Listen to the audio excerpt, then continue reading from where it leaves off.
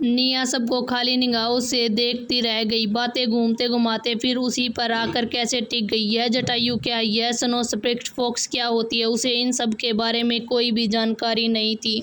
कालकोठरी की घटना को लेकर उसकी यादों में बस घना अंधेरा था। उसे बिल्कुल भी याद नहीं थी कि वहाँ क्या हुआ था। लेकिन जैसे स्नोस्पेक्ट फॉक्स की मौत की खबर सामने आई, उसने साफ साफ महसूस किया कि सबकी तेज और चुभती निगाहें उस पर टिक गई, जैसे कोई नकुली तलवार उसके शरीर को भेद देना चाहती हो। अगर प्रमुख धीरज वहां मौजूद न होते तो शायद लोग उसी वक्त उस पर टूट पड़ते और टुकड़ों में काट डालते। यह उसकी गलती नहीं थी, वह सच में निर्दोष थी। जब निया इस हालत में थी जैसे सैकड़ों तीर एक ही साथ उसकी तरफ ताने गए थे, तभी उसके मन में जालिम की आवाज सुनाई दी। बस एक 8वें दर्जे का जादुई जानवर था और ये बेवकूफ इंसान उसके लिए ऐसा बौखला रहे हैं। निकम्मे सब के सब। निया एक पल के लिए अवाक रह गई। उसने भले ही कभी 8वें दर्जे का जानवर नहीं देखा था, लेकिन मंथन ग्रह की अपनी सीमित समझ और जटायु परिवार की ताकत को देखते हुए वह जानती थी कि पूरे परिवार में सिर्फ प्रमुख धीरज के पास ही 8वें दर्जे का जादुई जानवर था। जिसके पास 6ठे या 7वें दर्जे का जानवर होता था उन्हें भी असाधारण माना जाता था। आमतौर तो 3रे या 4थे दर्जे का जादुई जानवर पा जाए तो खुद को भाग्यशाली समझते थे। ऐसे में जालिम का उसे सिर्फ एक 8वें दर्जे का जादुई जानवर कहना उसे भीतर तक चौंका गया। अगर प्रमुख धीरज को पता चल जाए कि जिस स्नोस्पेक्ट की फॉक्स को पकड़ने में सैकड़ों श्रेष्ठ सैनिकों ने अपनी जान गंवाई, उसे कोई यूं ही मामूली कह रहा तो वह क्या बेहोश नहीं हो जाएंगे? अचानक निया के मन में एक आशंका खोदी। कहीं वह स्नोस्पेक्ट फॉक्स मेरा हाथ फिसल गया था और वह दबकर मर गई। जालिम ने मानो उसके मन की बात पढ़ ली और बिल्कुल बेपरवाही से जवाब दिया, दबकर मर गई। निया अपनी भावनाएं शब्दों में नहीं डाल पा रही थी, जैसा कोई कह दे चलते चलते उसके पैरों से फिसलकर कोई भारी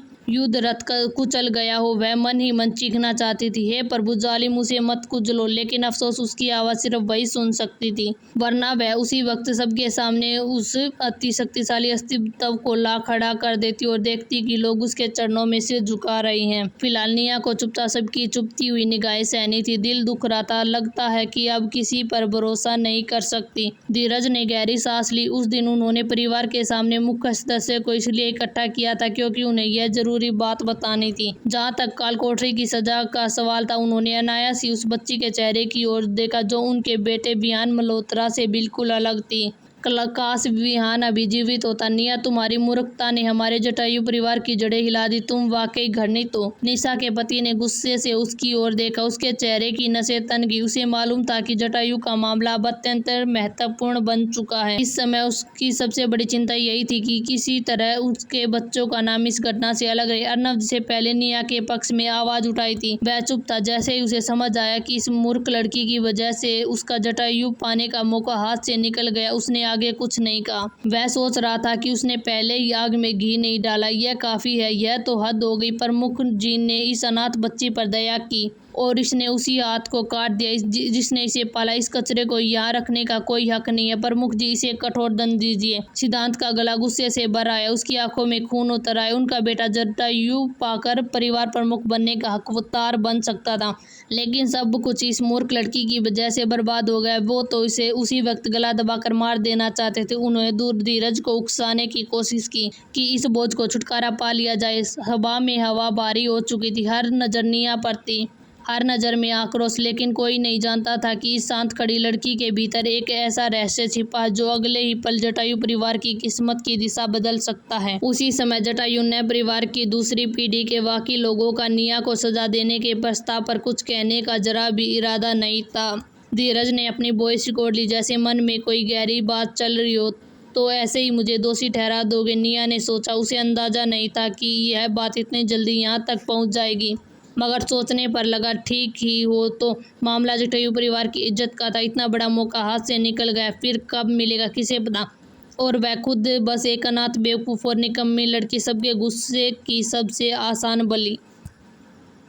ऊपर से अगर तीसरी पीढ़ी की एक प्रतिस्पर्धी कम हो जाए, वह बेकार ही क्यों न हो, तो उनके बच्चों का रास्ता और साफ हो जाएगा। भला उन्हें क्या आपत्ति होती? इस अजनबी दुनिया में अभी अभी कदम रखने वाली निया के चारों तरफ बुरी नजरें और बुरे इरादे ही थे। उसने आस्तीन के अंदर अपनी छोटी मुट्ठी कस ली, दांत बींच लिया। अगर आज मैं बच गई तो 100 गुना लौटाऊंगी सबको। जटायु हो या प्रमुख की गद्दी, सब बदल दूंगी। उसकी आंखों में पहली बार आग चमकी, तभी बाहर से एक कोमल मगर साफ आवाज गूंजी, लगता है दूसरे और चौथे चाचा जी की बहुत शिकायतें हैं। क्या दादाजी को यही जादुई जानवर चाहिए था? मुख्य द्वार धीरे धीरे खुला। सफेद वस्त्र पहने एक दुबला पतला सदा हुआ युवक अंदर आया। उसके चेहरे पर ऐसी शांति थी जैसे ठंडी हवा का झोंका। लगता था मानो कोई देवता धरती पर उतर आया हो।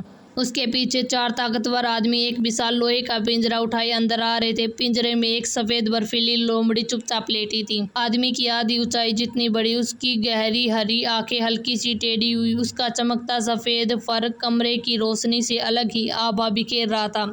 सिद्धार्थ। सबकी सांसें थम गई। सिद्धार्थ सीधे जटायु परिवार के खून से नहीं था। 10 साल पहले धीरज जी ने उन्हें अनाथालय से ले आए थे। किसी को भी उनका तिंत मालूम नहीं था। बस इतना पता था कि उन्हें सेन परिवार की तीसरी पीढ़ी के बराबर दर्जा मिला है। 18 साल की उम्र में ही उनका व्यक्तित्व ऐसा था कि अर्नव की चमक भी फीकी पड़ जाए। अगर अर्नव रात के आसमान के तारे थे तो सिद्धार्थ पूरा चांद।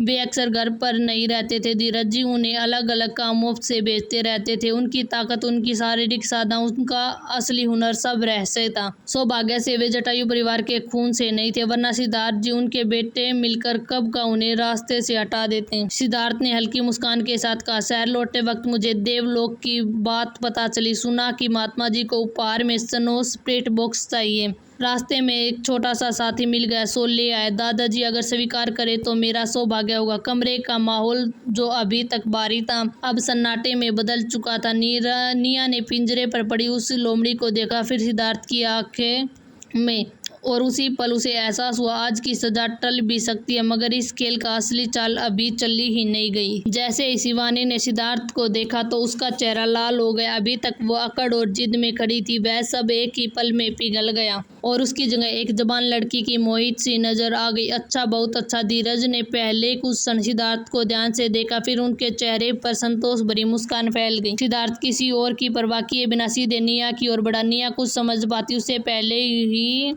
उसने उसे अपनी बाहों में खींच लिया। निया की आंखें झपकी, एक हल्की सी सुगंध उसके पास आई। मन ही मन उसने सोचा, ये क्या, इसे क्या गले लगाकर छेड़ना मना जाए।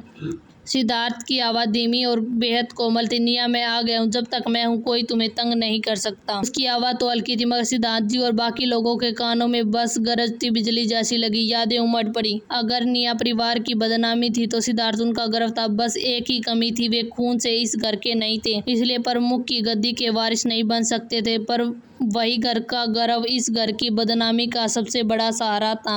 अर्नव की बनावटी मिठास से अलग सिद्धार्थ का स्नेह सच्चा था। बचपन से जब भी कोई निया पर झूठा इल्जाम लगाता, सिद्धार्थ उसके सामने ढाल बनकर खड़े हो जाता। यही वजह थी कि सिद्धार्थ जी और बाकी लोग चाहकर भी निया के साथ कुछ भी बड़ा नहीं कर पाए। शायद यही वजह थी कि शिवानी के दिल में निया के लिए जलन थी। यह हर तरफ से प्रतिस्पर्धा थी। शायद शरीर की पुरानी यादों का असर था या सचमुच का अपनापन। निया को सिद्धार्थ से दूरी बनाने का मन ही नहीं हुआ। तभी जालिम की ठंडी आवाज उसके मन में गूंजी, बुरा नहीं है। क्या बुरा नहीं है? निया समझ नहीं पाई। सिद्धार्थ ने उसके चेहरे पर हल्के से हाथ फेरा। वैसे बस निया के लिए सुकून था और दूसरों के लिए साफ चेतावनी। धीरज जी ने प्रश्न स्वर में कहा, सिद्धार्थ इस बार तुमने अच्छा काम किया, बताओ क्या इनाम चाहते हो तुम? सिद्धार्थ ने पहले निया की ओर देखा, फिर पिंजरे में बैठी स्नो स्प्लिट फॉक्स की ओर देखा। हल्की मुस्कान के साथ बोले, अगर दादाजी कृपया करे तो कृपया निया की गलती को माफ कर दे, इसके अलावा मुझे कुछ नहीं चाहिए। सिद्धार्थ जी और निशा जी के पति स्तंभ रह गए। इतनी बड़ी उपाधि के बाद और इनाम एक निकम्मी लड़की की जान बचाने में खर्च कर दिया। धीरज जी मुस्कुराए, जैसी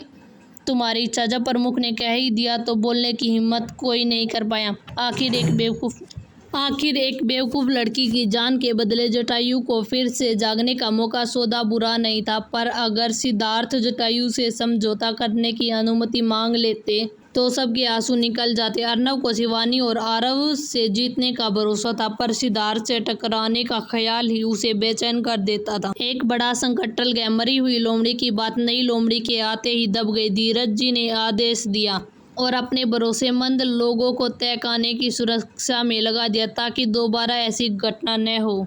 पूरी सभा में निया खुद को जैसे दर्शक ही महसूस कर रही थी। अगर सिद्धार्थ अचानक देवता की तरह मृत्यु से छूट का प्रतीक लेकर न आए होते तो वह सच में जालिम से अपनी जान बचाने की विनती करनी पड़ती। लेकिन जबकि संकट टल चुका है तो निया ने मन ही मन एक नया सवाल जन्म ले चुका था।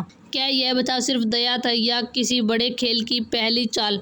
आगे क्या होगा, यही तो असली रहस्य है। आगे इस कहानी में क्या होगा, जानने के लिए बने रहिए मेरे साथ और सुनते रहिए मेरी इस दिलचस्प कहानी को। अगर कहानी अच्छी लगे तो अच्छे कमेंट्स करें और लाइक एंड शेयर करें और सब्सक्राइब करना न भूलें।